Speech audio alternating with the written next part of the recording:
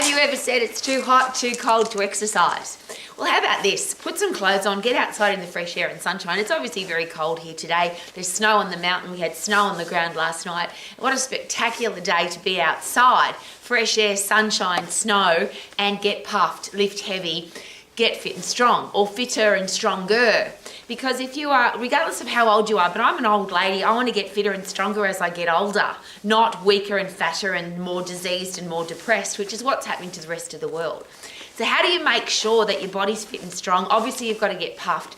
You've got to lift heavy so you overload your muscles and bones. But every time you use an excuse, is it possible that you get into a downward spiral of excuse making? Oh, I won't go today, I'll go tomorrow. And then tomorrow becomes next week, and next week becomes next month. And then you end up as an old person, you're full of diseases, and you're overweight, and you're out of shape, and you've got no energy.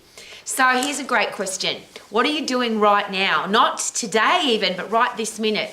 Could you punch? Could you kick? Could you sprint on the spot? Could you do jump squats? Could you run up some stairs, run through some soft sand?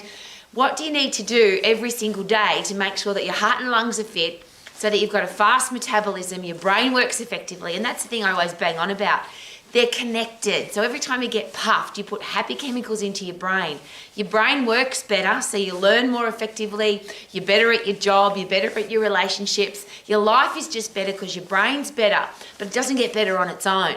Your brain deteriorates very quickly. Just ask people who've got Alzheimer's and dementia, which you can't ask them because their brain's rotted away. I share that with you because my father supposedly died of Alzheimer's, a rotted brain. But what happened to my father is we didn't understand back then. I said to the neurosurgeons, how come my father's brain can't regenerate? And they said to me, it just can't. Well, we now know that you can regenerate your brain. Neurogenesis is a thing, neuroplasticity is a thing, but it doesn't happen by itself. You've got to get fresh air, you've got to get sunshine, you've got to overload your muscles and bones. They send a message back to your brain to say you've got to be stronger and better for next time. Isn't that awesome? That's called a myokine. So your body's working for your brain to keep it healthy, fit and strong.